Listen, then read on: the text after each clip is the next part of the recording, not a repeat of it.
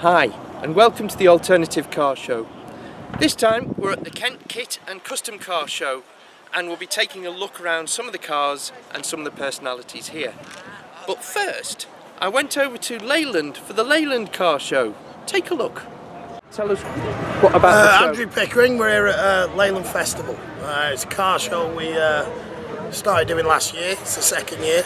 We only about 20 cars last year. This year we've got over 100, I think, altogether. All sorts, hot rods, race cars, from American to European, Japanese. We've got supercars, Ferraris, Lamborghinis, everything. It's all there. So it's really nice. The weather's with us, as it always is. That's the main thing. In fact, it's hotter than Ibiza today, although I wish it was there.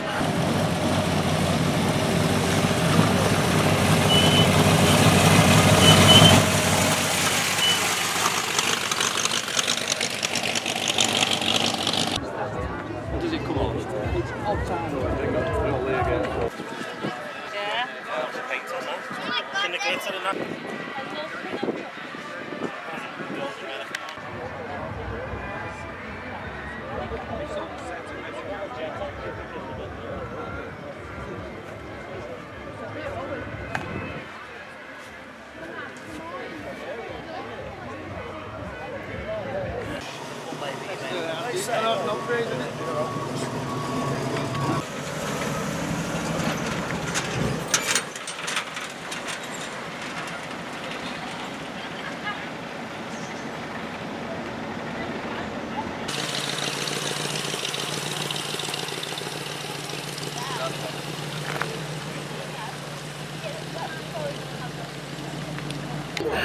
Hi there, your name, sir? Dave Pickup.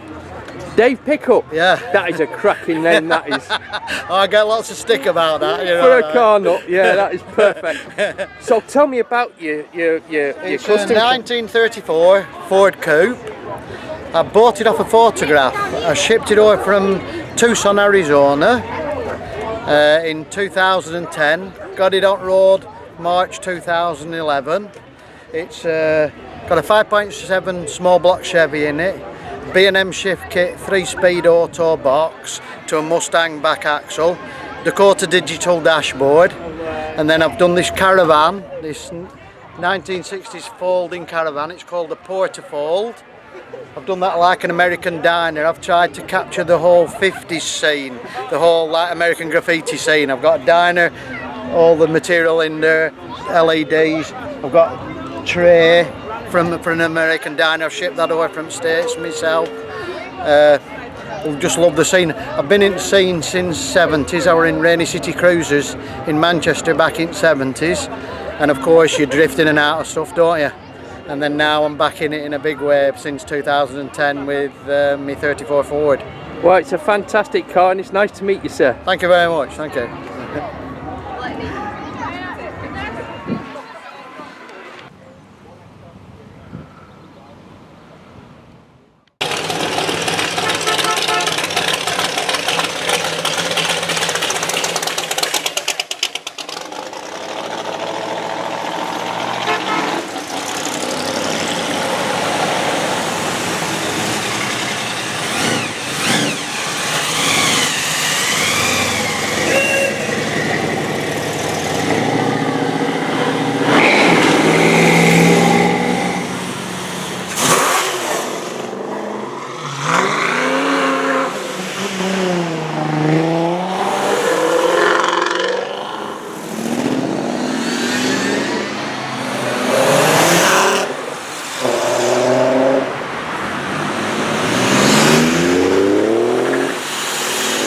How did this come about? My wife works in the town team in Leyland, and she asked me to organise a car show, and I agreed.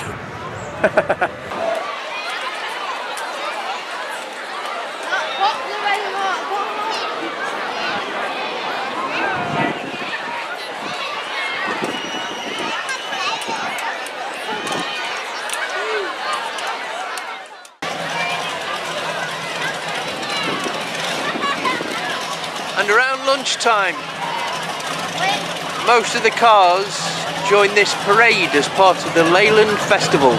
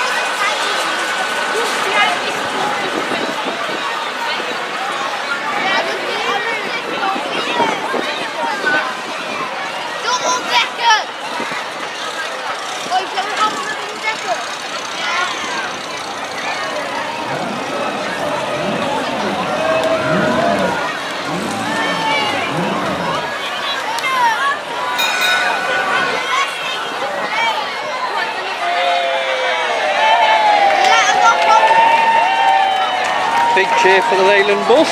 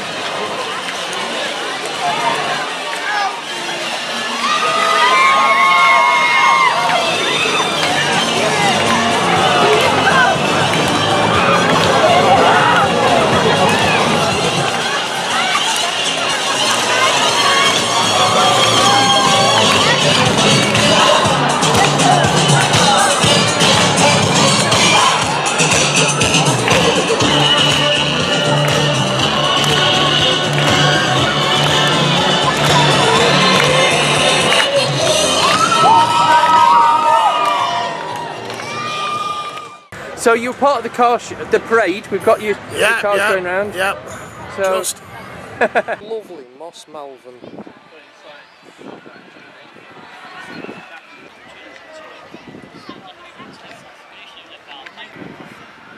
This one had me stumped. It's an Ashley.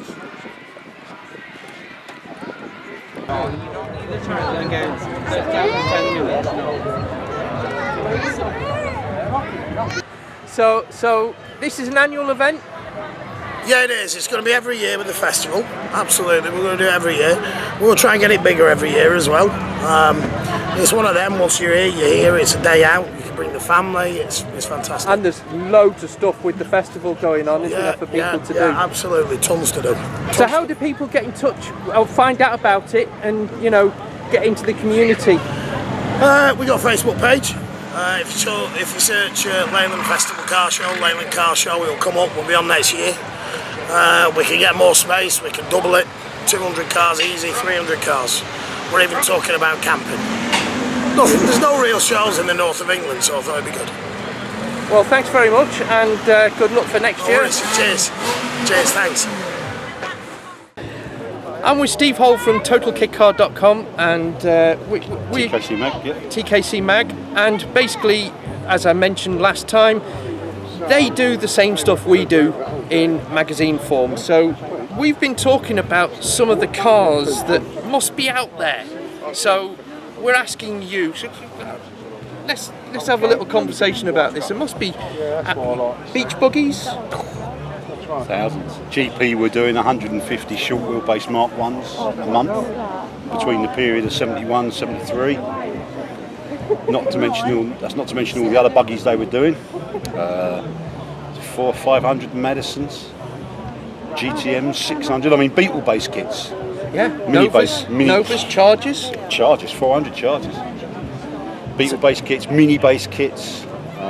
You name it. Really, they're out there. Yeah. Ford stuff. Cortina based. So what we're saying is, somewhere, all these cars that were built, they're there somewhere. They're there somewhere, and we want to find them. We want to find them, not necessarily for ourselves, obviously, but there's someone out there who's looking for a project.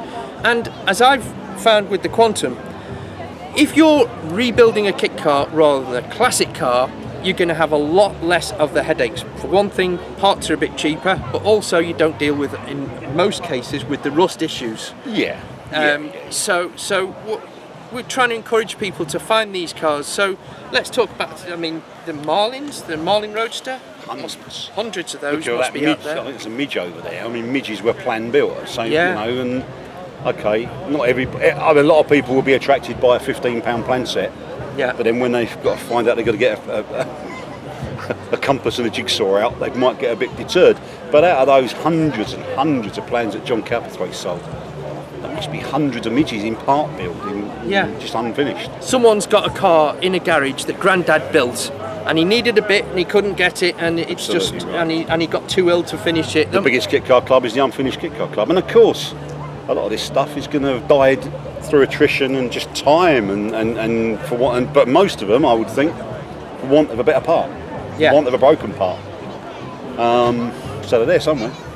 People don't know what they've got. So if you've got a kit in your garage, or your granddad's garage, or your dad's garage, or in a barn, or you know someone who's got one in a field, take a photo of it, put a little comment in the comment section below the video, and we'll see how many we can find. We'd do a feature on the more interesting ones. Yeah, so we'll get together, we'll find some cars, send us some photos, definitely send us some photos, and we'll try and do like a map of the UK, rough map of the UK with a little dot where some of these cars are. We'll see how many we can find. You've got a Camber GT or an F33 Can-Am or UVA yeah, Montage, if you've got an F33 Can-Am, UVA Shogun, anything like that, yeah. we want to see it. It's out there, we want to see it. So send us some photos, leave a comment in the messages below, and what we'll do is we'll stick some photos up, we'll come up with a map, and we'll put a little dot on, and we'll see how many cars we can find and get back to you on that in the next episode. Sounds good. This lovely looking thing is called a Madison Roadster. It's based, believe it or not, on a Volkswagen Beetle and was made by a company called GP Mouldings back in the early 80s. The styling is an amalgam of 1930s, 40s influences, but it is just a lovely, lovely thing. This is a lovely little thing called the Monroe, based on a Ford Cortina, and it was one of the classier items in the 1930s boom, and it's recently gone back into production. And this is a Vauxhall-based Griffin. It looks similar, but it's a completely different car, and very, very rare. We're with John Nash from the Kent Kit Car Club, and you've got a very special Vincent MPH. Yes, that's right. Yeah, it's an MPH. It's about 30 years old, and I've completely rebuilt the car. I found it for a friend of mine who hadn't used it for about 8 years, and it was all in his garage in a terrible condition with spider poo and all other detritus all over it. And the mice had eaten all the interior, and the wiring was all rotten, so it needed a complete rebuild, which I did. And I've ended up with a really nice little car for not very much money. And how long did the rebuild take? Because a lot of people, I'm trying to encourage people to get out there, find a kit car, restore it. So you've done exactly, what sort of condition was the car in, and how much work was involved in actually getting it back on the road? The car was in quite a bad condition. The paintwork was really, really sort of blemished after all those years being stored, and but luckily the bright work came up, all the chrome, I managed to polish that. The aluminium screen and all the fittings that were aluminium were actually corroded. They were white in the end, so I polished all those up. And in it, I would imagine it took me around about a year to get the car into quite nice condition and back on the road. Mechanically, it was very sound, so I didn't have to do a lot of mechanical work to it, but it was just a case of fettling it and making new seats and leatherwork and things like that. And in terms of someone's introduction to kit cars, would that be a recommended way into it, would you say? Yes, definitely. It's the best way in if you buy a second-hand kit car, no matter what condition it's in, and rebuild it yourself. If you're thinking of buying a new one, don't do that, because it's expensive if you go that route, and also when you've finished it, you've got to get it through all the modern regulations. So if you buy an old second-hand one which has already been registered, and make sure it has been registered, then take it to pieces completely so you get to know the car, rebuild it in the form that you want to do, and you'll find it's very, very much the cheapest way to go. And a lot less hassle as well. And obviously with the Vincent MPH, it's such a beautiful car anyway. So we'll come back and pay another visit and take a closer look at the car as well. Okay, thanks very much indeed. Thank you. Nice row of American muscle cars. A new Mustang, an old Mustang, and beyond that, Corvette. And you've got to love the mini base Scamp.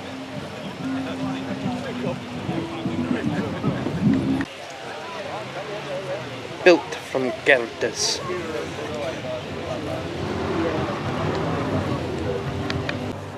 Right, we're with Adam Wilkins from Complete Kit Car magazine, and Adam, one of the things that you're trying to do is encourage younger people to get involved in the kit cars. So do you want to give us a little bit on how you're communicating that across? Yeah, there's a train of thought that suggests that young people don't work on cars anymore, but we're at an event at Castle Combe yesterday, one of their action days, surrounded by 20-odd-year-olds with modified Fiestas and Corsas, and they'd clearly all been working on their cars in their garages at home.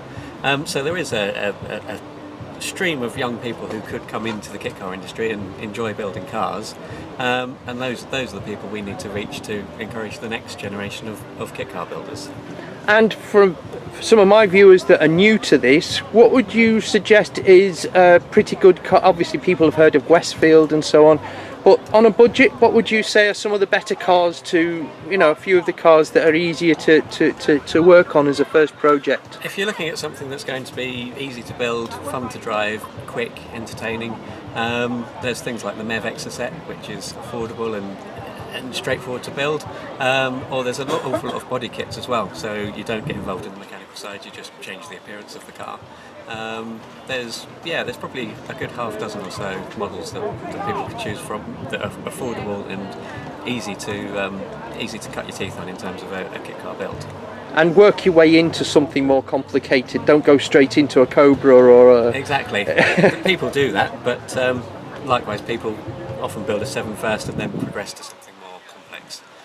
And second-hand kits, a lot of people say, oh, don't touch a second-hand car, but quite often they've been finished and they've been on the road and they've been registered. Yeah, and often it's better to have a car that's been used a lot as well, so high mileage actually counts in favour of a kit car because it's proved that it's reliable and whoever's built it or had it previously has been using it.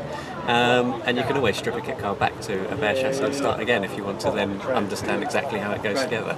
And of course, going back to the people who built their own cars at that show you were talking about, the one thing with kit cars, you can customise them indefinitely. Exactly, they're never finished, so you can go through 3 or 4 sets of wheels in a lifetime, 4 or 5 different colours, different interiors, engine upgrades, suspension upgrades. As you progress with the car and want to improve it, you can do that very easily, particularly if you've built the car yourself and you understand how it goes together. I've been out of the scene for quite a while. I've noticed things like body wraps have come in, and vinyl wraps and different gel coat finishes versus spray was the old conversation. What experience have you had with people getting involved with vinyl wrap and kit cars? We've featured several cars that have had vinyl wraps. It's a job that you could potentially tackle yourself in a way that maybe you don't with paint, although it is quite a specialist skill. But yeah, it's a good way of changing the appearance of a car relatively easily. Yeah. And any other aspects of the kit car world that somebody new to it would you suggest, apart from the magazines such as your own? How would people get involved and find out about them? There's a hugely active owners club scene, so wherever you live in the country there probably is a local kit car club that you could join, or for the big better known marques like Westfield there are national clubs. So yeah, getting involved with people who already have cars on the road is a very good way of getting an understanding of a kit car build before you embark upon it. And it's also really good to get out in a car first, because it's not until you get into one of these cars that you really understand what they can do, how entertaining they are, what their performance is like. And once you've been in one of the cars, you will probably be hooked. And the magazines are a brilliant resource. I will say this, I know Adam will be a bit shy to say so, but for example, the Haynes Roadster guide, you've actually, if you could hold that up, that's something that you've put all the build features from building a Haynes from the plans, was it? Or? That's correct, yeah. Ash, who used to write for us before he emigrated to America, built the Haynes Roadster in his garage at home. We covered the build, well, he covered the build in the magazine for us, from bare chassis tubes up to a finished car. And you've put it all together in one magazine. Yeah, all those build installments are there in one place. So that's a useful resource for somebody, because there's lots of variations on the Haynes. There are, yeah. So that's a good resource for somebody who's tackling one of those. Absolutely, yeah. Well, thanks very much, Adam, and we'll obviously keep supporting the magazines and the industry. Brilliant, thank you. This is a nice thing, GTM Libra Spider.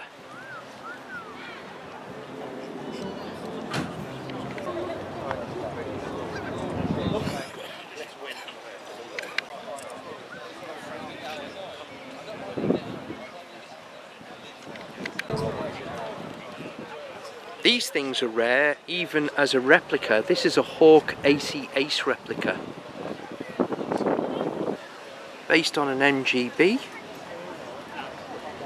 and from the rear you can see how the AC Ace was developed into the AC Cobra 289. What's your name, sir? It's John Eisted.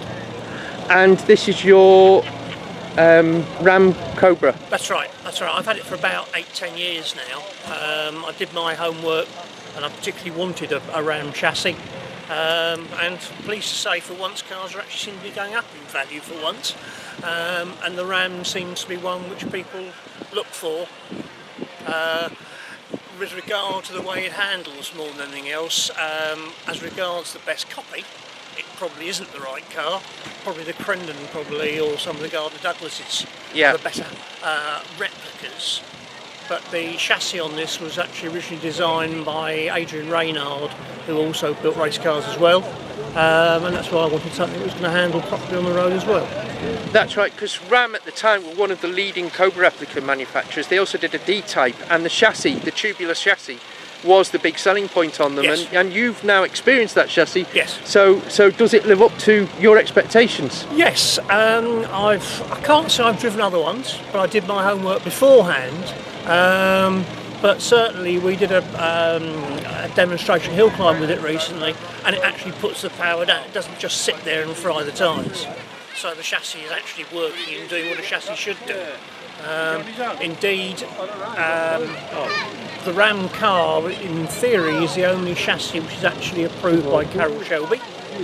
And in its day, you could take the car, once you built it, back to Ram, and they would check the car over. If they were happy with the way it was built, and you gave them £427, which obviously has got a significance, Carroll Shelby would give you an actually approved chassis sticker, and that went to his children's charity, which he was very strong on in the States. Oh, fantastic. And did you build the car yourself or buy it second hand? No, I bought it second hand. I'm much younger than that, surely you can tell that. No, it's actually, I think it was built in 1990, so it's not a new replica by any means. And which engine do you have in yours? I've got a 5.7 Chevy. Again, it should obviously have a 427 or a 7-litre Ford, but Ford engines are very expensive over here, whereas GM engines are extremely cheap. And the quality of the components are good anyway. You know, it's a good quality engine and it makes the right noises. It makes the right noises. You can get parts for it very, very easily. You know, it's a car which, it's not a show car, it is used, and you can drive the car regularly knowing that if you need something, you can get it pretty well off the shelf in the UK. And also, a lot of the Cobra replicas now are sought after.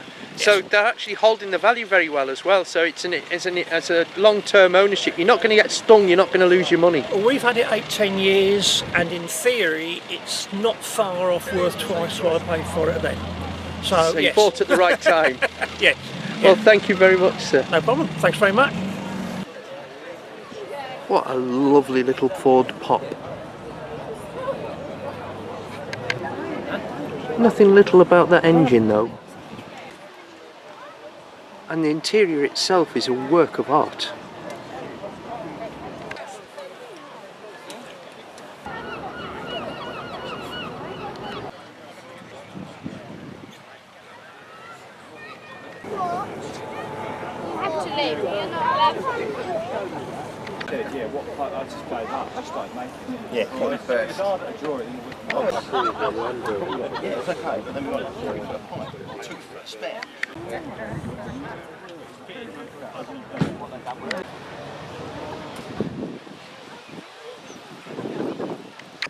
So the custom boys have managed to get hold of a Scimitar GTE SE5 and convert it into a pickup.